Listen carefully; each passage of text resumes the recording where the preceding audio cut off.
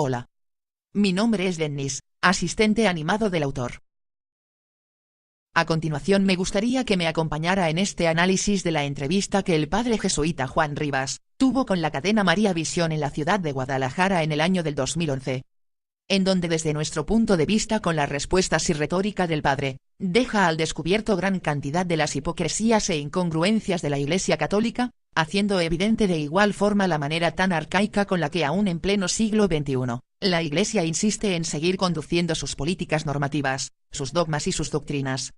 Los invito pues para que juntos podamos descubrir, lo que el padre Juan Rivas no parece comprender y por ende, al parecer, las autoridades católicas tampoco, en lo relativo a las razones por las cuales la fe va perdiendo fieles con el pasar del tiempo, a tal grado que en particular entre los años del 2010 al 2013, periodo en el que según las últimas encuestas, han ido en descenso no solo las personas que se identifican como católicos así como la asistencia a los templos, a razón de un 12% en los Estados Unidos.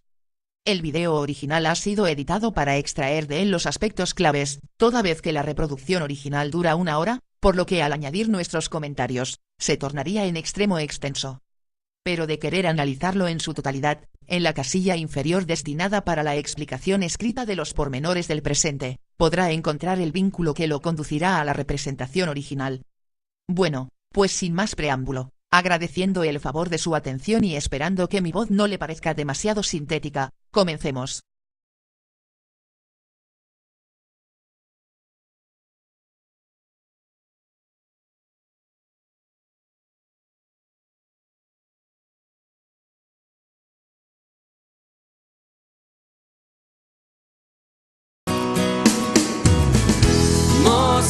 María Visión, bienvenidos una vez más a este espacio que lleva por nombre Apologética, Razones de Nuestra Esperanza. Soy Rafael Enrique Piña Valdés. Es para mí, como cada semana, un gran gusto, una gran alegría, sobre todo un gran honor poder compartir con ustedes las razones de nuestra fe, todo aquello que nos hace ser católicos y, por qué no decirlo, sentirnos orgullosos de serlo. Este es un espacio en el cual tratamos de explicar de una manera muy sencilla todo aquello que implica ser católico.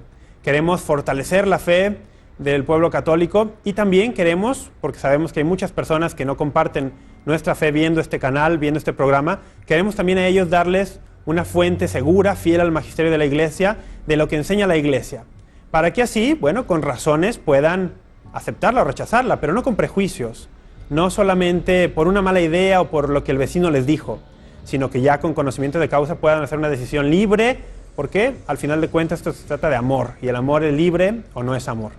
El día de hoy, en este espacio de apologética, nos acompaña el padre Juan Rivas, que me da muchísimo gusto que esté con nosotros y a quien le doy la más cordial de las bienvenidas. Padre Juan, muchas gracias por estar aquí hoy. Rafael, yo soy de aquí de Guadalajara, nací al lado del templo expiatorio, ahí nació mi vocación.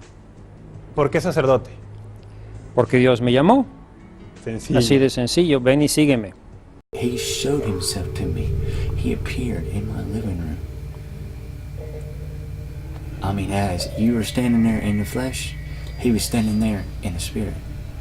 And I could see him physically and just clear as day as I'm seeing you now. So you're an eyewitness, so it's... Yes, I see him with my very two eyes. There's other things I've seen too that I can't say. ¿Por qué legionario de Cristo? Porque Cristo escogió para mí estar en su legión. Yo le dije a Dios, si tú quieres que sea sacerdote, yo no voy a andar buscando seminarios. Tú escoge, y por diversas circunstancias, pues Dios me llamó a la Legión de Cristo. De hecho, fue una cosa sorprendente porque el sacerdote llegó a mi casa y de mi casa no di ni 2 pasos y me invitó a formar parte de la Legión de Cristo, una congregación nueva, con una mística que me entusiasmaba mucho, fidelidad al Papa, consagrados a la Virgen María, apostolado militante, fieles a Santo Padre. No podía pedir más me enamoré de esa espiritualidad. Y me ordené en 1982 en la parroquia de Nuestra Señora de Guadalupe en Roma. En Roma. La Virgen de Guadalupe ha estado siempre detrás en toda mi vocación. Ahora estoy en la parroquia, me adelanto a tus preguntas, estoy en la parroquia de Nuestra Señora de Guadalupe. Mi centro en Los Ángeles está en contraesquina de la parroquia de Nuestra Señora de Guadalupe, así que soy un enamorado de la Virgen de Guadalupe. Una conexión guadalupana. Yo me di cuenta que una de las situaciones más graves para la Iglesia es la pérdida de la fe. justo lo que el Papa Benedicto XVI está diciendo, que parece que la fe ya no encuentra alimento en las almas. Yo estudié en Europa, me enamoré de las iglesias de Roma, de Francia, de Alemania, pude viajar por todas partes porque hago documentales sobre eso y me daba mucha pena ver esas iglesias tan grandes vacías y casi por naturaleza me di cuenta que uno de los problemas fundamentales es la fe. Entonces, catequizarme, yo soy un catequista, yo soy un maestro, Claro. por que don natural o don divino que Dios me haya dado, soy educador y quiero enseñar la fe porque considero que es lo más importante en la situación actual de la Iglesia. Mi libro favorito de la Biblia es el Evangelio de San Juan, es el evangelista teólogo, me encanta ese y he hecho muchas reflexiones sobre ese evangelio y en concreto el capítulo 5 y 6 de San Juan. En cuanto al evangelio favorito del Padre Juan, es necesario anotar aquí que de los 4 evangelios contenidos en la Biblia, el evangelio de San Juan fue el último en haberse escrito, lo cual ocurrió a no menos de 90 años de la fecha en la que se aduce murió Jesús, lo que torna extremadamente difícil, si no es que imposible, que fuera escrito por alguno de los apóstoles de Jesús, o inclusive por alguien que haya estado presente como para poder documentar con la precisión y elocuencia con que aparentemente lo fueron, aquellos largos discursos que en este libro de la Biblia supuestamente Jesús pronunció. No solamente por la expectativa promedio de vida que en aquel entonces la población tenía, que era de 30 años de edad, si acaso, sino que además implicaría que la persona que lo escribió, de haber en verdad convivido con Jesús, debió haber tenido no menos de 100 años de edad cuando lo terminó de escribir. Esto en adición a que todos y cada uno de los evangelios fueron compuestos en sus orígenes en griego, y no en arameo, que sería la lengua que Jesús y sus apóstoles hablaban y en la cual por lo tanto compondrían cualquier tipo de escrito en caso de que así lo hubieran hecho. Por otro lado y tal y como el Padre Juan lo mencionó, el Evangelio según Juan es el evangelio más teológico de todos los evangelios.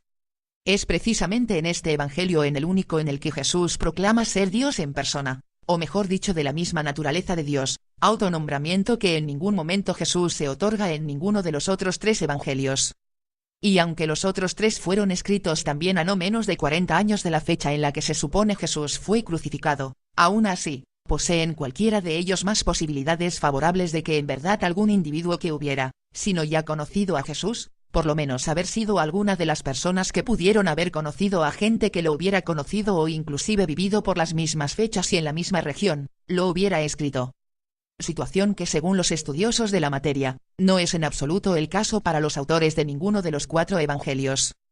En otras palabras, la opinión generalizada de los académicos en materia del Nuevo Testamento, es la de que ninguno de los evangelios fue en verdad escrito por alguna persona que hubiera convivido, conocido o interactuado con Jesús, lo que da como resultado una de las primeras falacias de las que al inicio hablamos, toda vez que es la enseñanza de la Iglesia Católica que los evangelios de los que se compone la Biblia, fueron en realidad e inequívocamente escritos por los apóstoles de Jesús en el caso de Juan y Mateo, o en su defecto por secretarios de ellos, es decir, Marcos el secretario de Pedro y Lucas el secretario, o compañero de viaje de Pablo, lo cual históricamente no es el caso. En este sentido le recomiendo leer el libro titulado Jesús no dijo eso, escrito por el Dr. Bart Ehrman, en donde se hace una evaluación más detallada y perfectamente bien documentada desde el punto de vista académico de los orígenes de los evangelios, así como de las múltiples interpolaciones que en estos se han añadido en el transcurso de la historia para justificar creencias teológicas, así como de las razones por las cuales se sabe que ninguno de esos pasajes añadidos y de muchos otros más, pudieron haber sido palabras pronunciadas por quien los expertos denominan el Jesús histórico.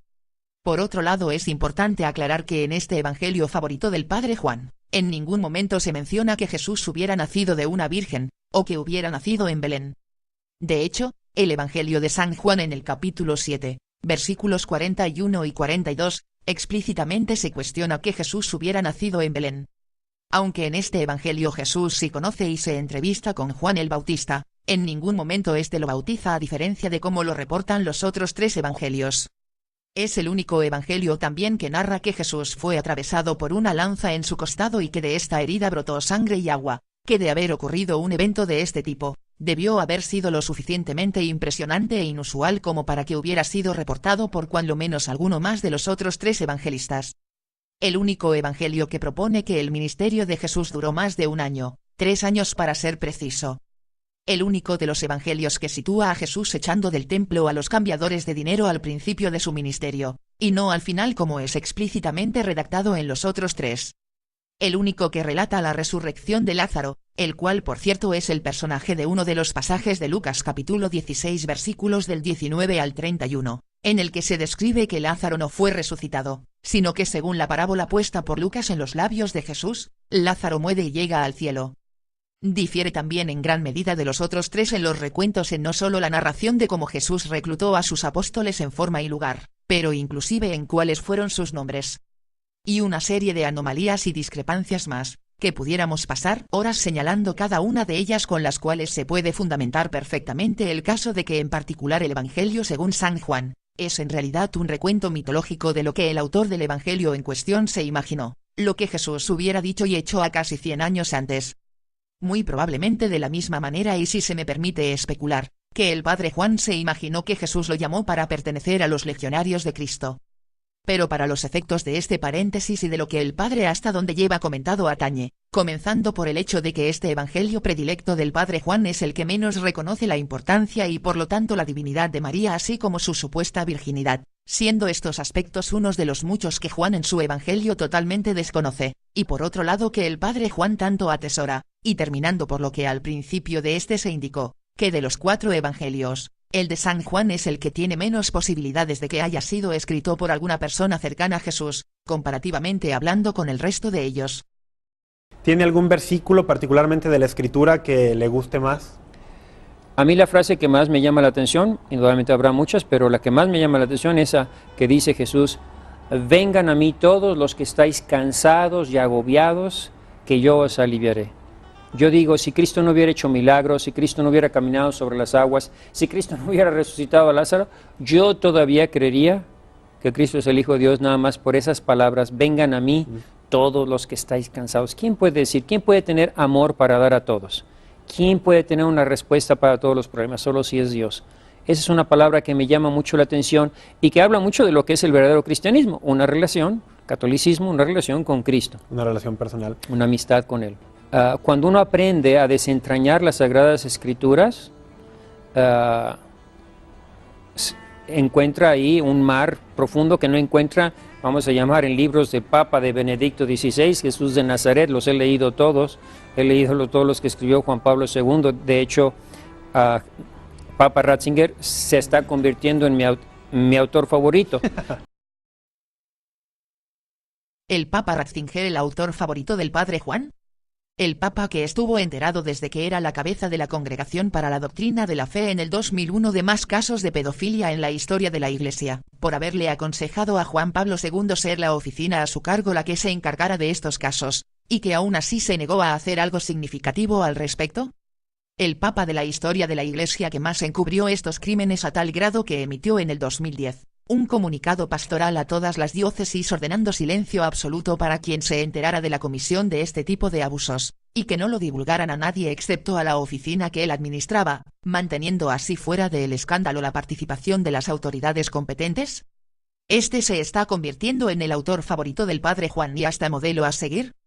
Y luego se pregunta el padre del por qué tanta gente en todo el mundo prefirieron no ser identificados como católicos ya más. El Papa Ratzinger renunció, no por motivos de salud, personales o de confidencia, sino porque tenía una cola muy larga que pudiera bien sido pisada en cualquier momento en el futuro. El problema aquí, no son los pedófilos porque gente podrida la hay en cualquier lugar o institución, y desgraciadamente porque precisamente nadie tiene poderes mentales como para compenetrarse en las mentes de la gente y saber lo que se estuvieran callando o pensando. Y por lo tanto un argumento más en contra de la infalibilidad del Papa, o de la posibilidad de recibir revelaciones directas de Dios de los padres de la Iglesia como el padre Juan, por ejemplo, o por los mismos papas.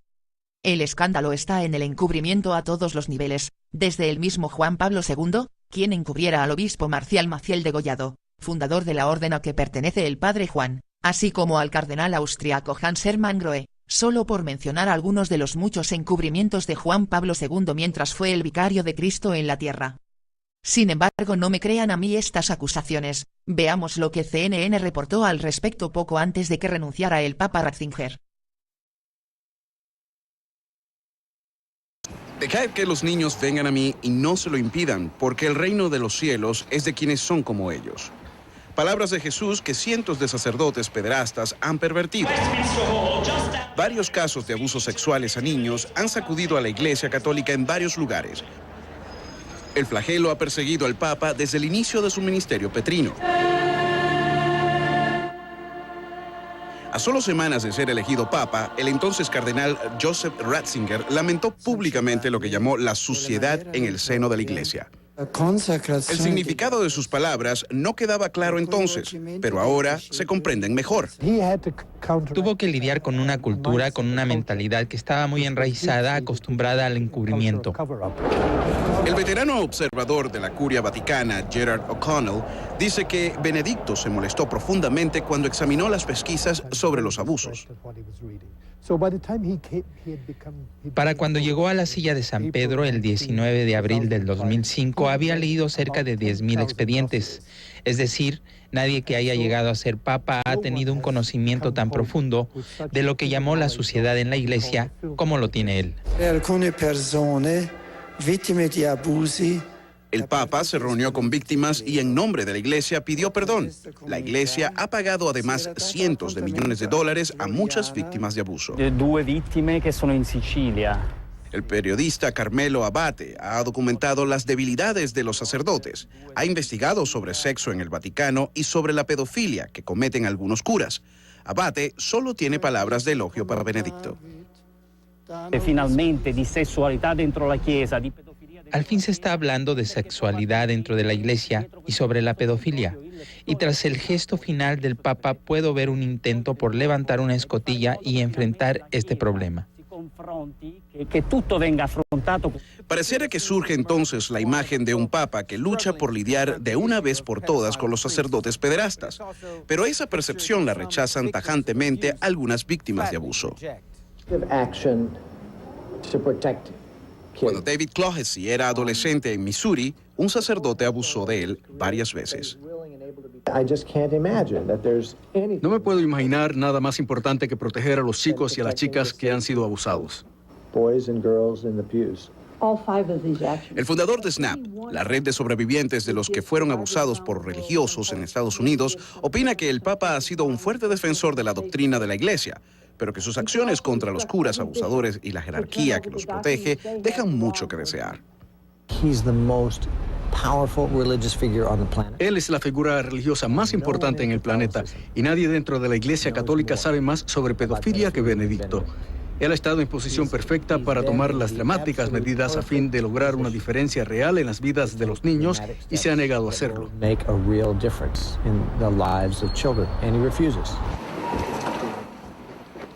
El sacerdote que abusó de Clohessy renunció a su ministerio y ahora el Papa, que se esperaba lidiara con esta crisis mundial, renuncia también a su ministerio este jueves.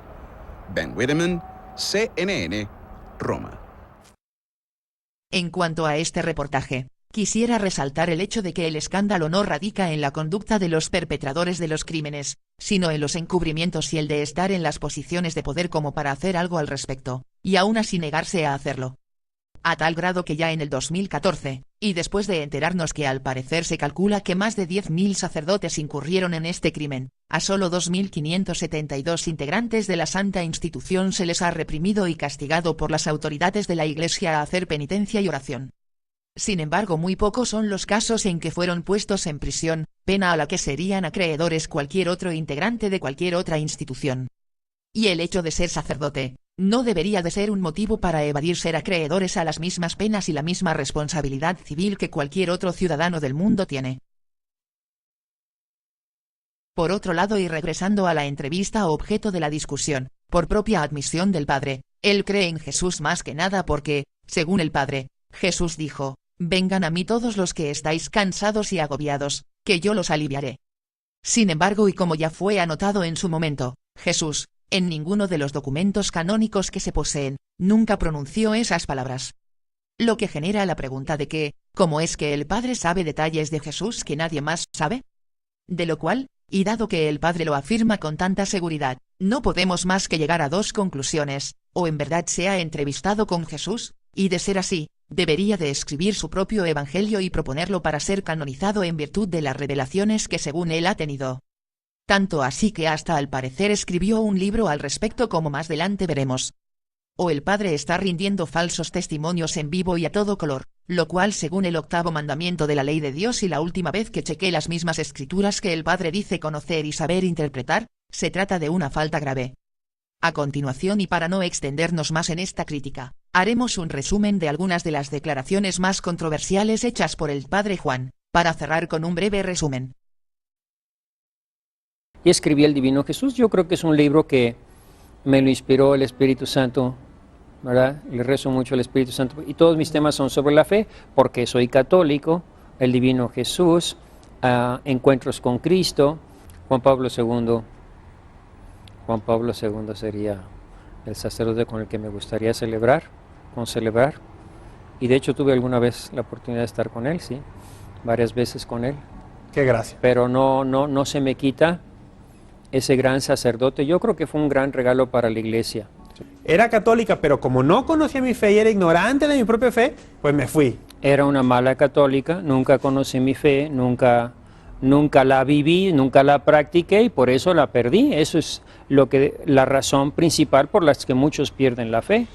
Entonces, en ese libro resalto que la iglesia nos ofrece tantas cosas tan ricas, tan hermosas, que no es posible que alguien deje la fe católica por una fe que no te da nada. Porque eso es como cambiar un Cadillac por un Volkswagen y además descompuesto y sin llantas. Porque no sabes lo que te está dando la Iglesia Católica. ¿Quién te da la Eucaristía? ¿Quién te enseña la verdad, solo la verdad y nada más la verdad? ¿Quién te enseña a amar a la Virgen María? ¿Quién te cubre de eso? ¿Quién te protege del demonio y todas esas cosas? Hasta donde yo sé, la Iglesia Católica no es la única que enseña a amar a la Virgen María, o a la de Guadalupe si es que quieres ser aún más mitológico todavía, y si es que esto hiciera una diferencia positiva en la vida de las personas, que me atrevo a profetizar que no. Pero del mito del demonio, y todas esas cosas como lo dice el padre. Créame. Nadie necesita protección. Porque de principio no existe. Y de los infortunios de la vida, o la crueldad del mundo, las mismas posibilidades tiene de que lo aflijan, lo mismo un católico, protestante, musulmán, hindú, o ateo, etc. Así es que alguien me diga, ¿cuál es la fortaleza y validez de este argumento que a mí se me escapó entender? Tenemos muchas cosas, muchos dones, muchas gracias, los sacramentos, los 7 sacramentos. ¿Quién puede dejar los 7 sacramentos? Si hubiera una iglesia que me ofreciera 8, yo me iría con esa iglesia. Realmente, la pérdida de la fe, hay que recordar, el abandono de la Iglesia Católica es un pecado muy grave. Y no puedes regresar nada más hacia la iglesia, tienes que confesarte. A ver, ahonde un poco más en esto, porque muchos no saben. Dejar la fe católica es un pecado grave. Pues es una apostasía. Es un pecado gravísimo, es apostasía. Explíquenos la palabra apostasía a los que tal vez no la entendemos. Bueno, hay dos cosas, hereje y apóstata. A ver. Que nos separa de la verdadera fe. El hereje es el que niega una verdad de la fe católica. Y el apóstata es el que deja la Iglesia Católica. Abandona. Sí. El hereje es el que, por ejemplo, niega, como actualmente hay muchos católicos que lo niegan, que el Papa sea infalible. Esos son católicos herejes. Sí, son herejes porque están negando una verdad enseñada por la Iglesia, verdad de fe católica. Ahora, para ser Entonces, hereje... o que niega la virginidad de María, claro, o que niega la divinidad de Jesús. O los sacramentos. Sí. Y apóstata es el que deja la Iglesia Católica para irse a otra iglesia. Su libro abre en el capítulo 1 diciendo, soy católico porque esta Iglesia Católica la fundó Cristo. Y hay muchos por ahí perdidos, trasnochados, que dicen, no, la Iglesia Católica no la fundó Cristo. La fundó Constantino, por ejemplo. Y muchas personas con un argumento sin ninguna base, se lo creen y se van. ¿Cómo sabemos que realmente la fundó Cristo? Bueno, mira, ese es un tema para aquí nos podemos estar toda la hora hablando de este tema, sí. Pero es fundamental decirlo primero. Si yo soy cristiano, yo tengo que estar en la iglesia de Cristo. Basta, así de sencillo. Porque hay muchos que se llaman cristianos y no están en la iglesia de Cristo. No es la iglesia de la Biblia, la iglesia de Cristo. Entonces, solo hay dos posibilidades. O Cristo fundó una iglesia o no fundó ninguna. Y si no fundó ninguna, todas son falsas. Claro. Y no debemos estar en ninguna. Todas las iglesias son falsas y no debemos estar en ninguna. Si yo soy cristiano. Pero si Cristo fundó una iglesia, todos los cristianos tienen que estar en la iglesia que Cristo fundó. Entonces, primero hay que ver todo lo que viene en la Biblia. Tenía Cristo 3 momentos en la Biblia. ¿Tenía Cristo la intención de formar una iglesia? Eso es lo primero que tenemos que preguntarnos. Hay muchos que dicen que ni siquiera es. Porque si Cristo no tenía ninguna intención, si Él predicó el reino, como dicen algunos teólogos, y de repente apareció la iglesia, ¿sí? ¿Tenía o no tenía la intención? ¿Qué vemos en Cristo? Vemos que llama a 12 apóstoles, ¿sí? Que representan a las 12 tribus de Israel. Vemos que les comunica sus poderes, ir por todo el mundo y predicar el evangelio, bautizándolos. El que creyere lo que ustedes dicen, porque lo cambian los evangélicos, el que crea lo que les da la gana, no. El que creyere lo que mis apóstoles predican y se bautizare por mis apóstoles, se salvará. Y el que no, I'm sorry, sigue leyendo lo que dice el evangelio, ¿no? Porque ahora tenemos que ser ecuménicos, pero el infierno sigue existiendo. Pues como tú lo dices, mi estimado padre Juan, y si no mal recuerdo fue una instrucción de la persona que consideras, según tus propias palabras, el infalible Papa. Hay que ser ecuménicos. Es decir, buscar la unidad entre las diferentes cristiandades, que se han separado desde los grandes cismas o dogmas. Y como con seguridad lo sabrás, hay ramas del cristianismo que tienen diferentes puntos de vista en lo relativo al infierno. Por lo que insistir como lo haces, en que el infierno en verdad existe y es a donde irán a parar los apóstatas, no solamente contraviene las instrucciones de quien consideras la autoridad máxima e infalible, pero además, y esto es lo más importante, ¿cómo sabes que el infierno existe? ¿Has estado ahí? ¿Te lo comunicó Jesús en uno de los múltiples encuentros que has tenido con él? ¿Pudieras decirnos, si te diéramos un mapa completo del cosmos, en dónde está situado precisamente? Porque es un hecho probado por la ciencia que por lo menos en este planeta no está. Y según la opinión de los más prestigiosos científicos y cosmólogos, no hay posibilidad que existan, lo mismo el cielo como el infierno, en alguna recóndita parte de nuestro universo. A menos claro que le preguntemos a algún mormón o a un miembro de la Iglesia de la Cientología, o bien, por supuesto a ti. ¿O será que solo te lo imaginas o lo infieres de información que nos ha venido de personas que ni siquiera sabían que la Tierra rota alrededor del Sol? Y ni hablar de que el ser humano evolucionó de especies menos sofisticadas de homínidos hace más de 100.000 años, y desde luego que no de un Adán y una Eva creados por Dios en un mítico y legendario paraíso. ¿No se te ocurre pensar que si estas personas de hace casi 2000 años atrás que ni siquiera tenían los más básicos conocimientos terrenales, menos idea podrían tener de conceptos más allá de sus terrenales confines? El infierno y Satanás son conceptos que solo llegaron a ser enseñados a partir de la introducción del Nuevo Testamento, porque en el Antiguo, este concepto no existe. Y fue creado para lograr conversiones a través de lo que la Iglesia llegó en el oscurantismo y más tarde en el medievo a hacerse toda una experta. Es decir, de las tácticas de terror. Y el hecho que insistas que el infierno es real, sin tener evidencia alguna de su existencia, deja al descubierto que lo que pretendes hacer, es conseguir la fe, o mejor dicho la convicción, de las personas mediante amenazas, y no mediante lo que proclamas la Iglesia ofrece, es decir la verdad, toda la verdad, y nada más que la verdad, utilizando tus mismas palabras. La verdad, mi estimado padre, es en la mayoría de los casos comprobable, y no se convence a nadie de ella con mentiras o declaraciones sin fundamento, o elaboradas contorsiones teológicas. ¿O qué sugieres que ocurrió? Que Dios, cuando según las enseñanzas de la Iglesia se comunicó con Moisés y los profetas, decidió no decirles nada acerca de Satanás y sus dominios. Pero que luego cuando se encarnó en Jesús, según tus doctrinas, cambió de opinión y decidió soltarles toda la sopa. Por otro lado, y como ya fue anotado, la razón por la que muchos hemos perdido la fe, pero encontrado la razón, es porque nos hemos enterado de la cantidad de mentiras que el catolicismo nos ha transmitido como verdad absoluta y de las cuales nos has dado la oportunidad en esta entrevista de recordar. Y porque nos hemos dado cuenta además, que fe, es pretender saber de algo que en verdad no sabemos. Y precisamente porque la fe es la peor posición para encontrar la verdad, hemos declinado a utilizarla para encontrarla, o lo que más se aproxime a ella, utilizando en lugar de la fe ciega, nuestro intelecto y raciocinio.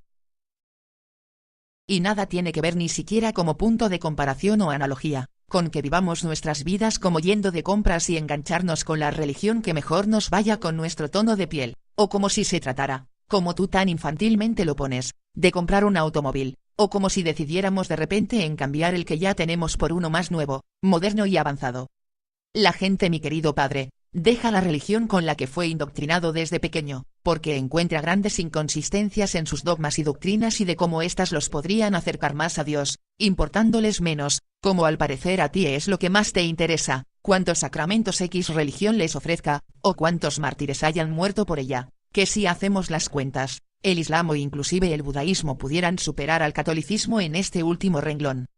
Pero si te encuentras en la calle con alguien que te dice que ha encontrado la verdad en otra religión diferente a la tuya, en lugar de calificarla como un mal católico y de reclamarles que se han separado de la Iglesia por no conocer la fe, los sacramentos, o los dogmas y doctrinas del catolicismo, ponte primero a pensar que la culpa es de ustedes los sacerdotes, ya sea porque no les supieron comunicar y a la mejor, si decides llamarlo así, enseñarles las cosas tan maravillosas que de acuerdo contigo, tiene la Iglesia católica.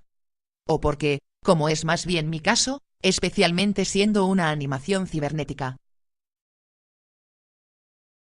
Hemos llegado a la realización de lo mucho que nos han mentido los líderes católicos y hemos llegado a la conclusión de que no solamente lo más seguro es que no exista un Dios, sino que consideramos tan inmoral que se nos mienta, como vivir engañados, o declinar hacer algo para evitar que más gente sea engañada. Además de que porque después de leer la Biblia de manera objetiva, y no como obviamente tú la escoges leer, encontramos sus creencias teológicas y doctrinas inmorales. Y si es que estuviéramos en un error y sucede que en verdad existe un Dios, nos resistimos a creer, de la misma manera que tú con seguridad lo harías, que sería un Dios, si ya no todopoderoso, misericordioso y justo, por lo menos más moral que un humano común y corriente. Bueno, pues esto es todo. En otra ocasión terminaremos de analizar la segunda parte de esta entrevista en la que el padre Juan sigue haciendo uso de falacias y verdades a medio cocer, explicando entre otras cosas, como él sabe sin lugar a dudas que Jesús tenía toda la intención de fundar una iglesia, y que esta obviamente sería la católica por supuesto. Hasta la próxima. Y en caso de querer investigar más a fondo lo que en este video le hemos querido comunicar, en el espacio donde se explican los pormenores del video, encontrará los vínculos de los portales de internet de donde nos hemos auxiliado para producir este video que esperamos que haya sido de su agrado, nos honre con su suscripción a nuestro canal, o por lo menos nos deje una retroalimentación positiva. Gracias.